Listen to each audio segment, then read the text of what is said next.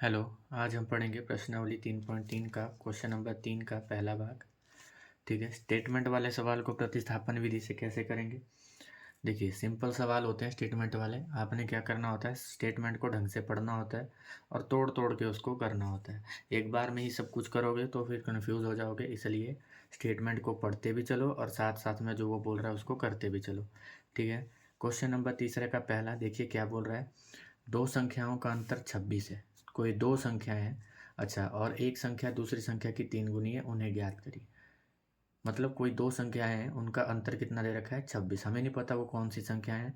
तो आपको पता है मैथ में जिस चीज़ का आपको नहीं पता होता उसको हम मान लेते हैं। तो दो संख्याएं हैं, मान लेते हैं उनको। तो माना पहली संख्या, पहली संख्या क्या मान लेते हैं, x मान लेते हैं। और कोई दूसरी संख्या है वो है y। मान लिया हमने दो संख्याएं, एक x और एक y, दो संख्याएं। हमें नहीं पता वो कौन सी थी, इसलिए हमने उसको क्या किया, मान लिया कि पहली संख्या x है और दूसरी क्या है y। अब पढ़ो कि दो संख्याओं का, ये जो दो संख्याएं हैं इनका अंतर 26 दे रखा है। ये जो दो संख्या इनका क्या दे रखा है, अंतर। तो जो x है ये पहली संख्या और जो दूसरी संख्या है इनका अंतर, अंतर मतलब माइनस, इनका जो अंतर है वो कितना दे रखा है 26। ये बन गई आपकी समीकरण नंबर 1। मिल गया हमें समीकरण पहला, यहाँ से पहली लाइन से आगे आगे पढ़ो। और एक संख्या जो है, मतलब जो पहली संख्या है दूसरी संख्या की 3 गुनी है। जो पहली संख्या है वो दूसरी संख्या की कितनी है, 3 गुनी है। कि जो x है, ठीक है, 3 गुनी है। समझ आ गई बात कि एक संख्या जो है, इनमें से कोई एक संख्या जो है वो दूसरी की कितनी है, 3 गुनी है। 3 गुनी का मतलब 3 से गुणा। ठीक है, तो जो पहली संख्या है वो दूसरी की कितनी है, 3 गुनी है। तो ये बन गया आपका समीकरण नंबर 2।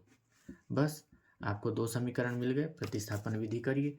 मैंने आपको बोला था कि प्रतिस्थापन विधि में किसी एक का मान निकाल लो। कैसे पता लगता है कि मान निकल गया है, वो एक तरफ अकेली होनी चाहिए, बराबर है कि एक साइड वो बिल्कुल क्या होनी चाहिए, अकेली। अब देखिए यहाँ पे समीकरण 2 को अगर आप ध्यान से देखें तो x यहाँ पे बिल्कुल अकेला है। तो इसका मतलब ये जो पूरा है ये इसका मान है।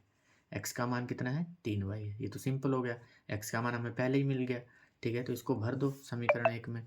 तो x का मान कहाँ से, समीकरण 2 से।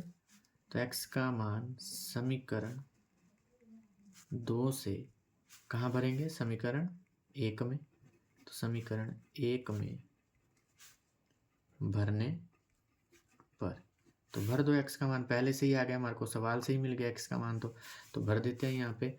समीकरण 1 है आपका, क्या है, x माइनस वाई बराबर है 26। ये आपका समीकरण 1 है, इसमें हम x का मान भर रहे हैं x की जगह। तो x का मान कितना है, 3y। तो x की जगह भर दिया मैंने 3y, बाकी जो है उसको वैसे ही रहने दो।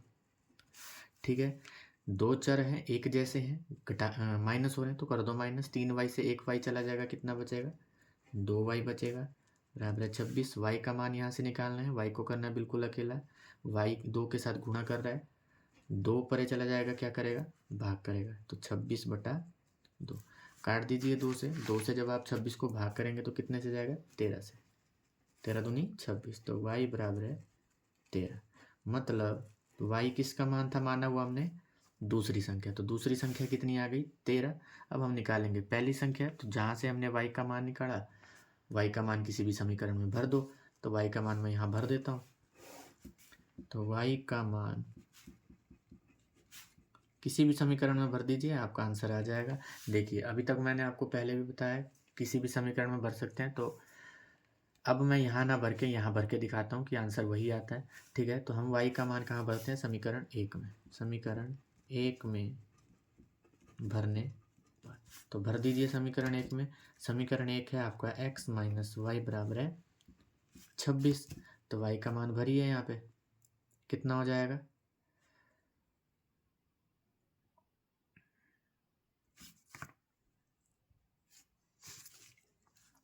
भरिए y का मान, x माइनस वाई कितना आया मेरा, 13 आया। तो y की जगह भर दिया मैंने 13, परली साइड है पहले से ही 26।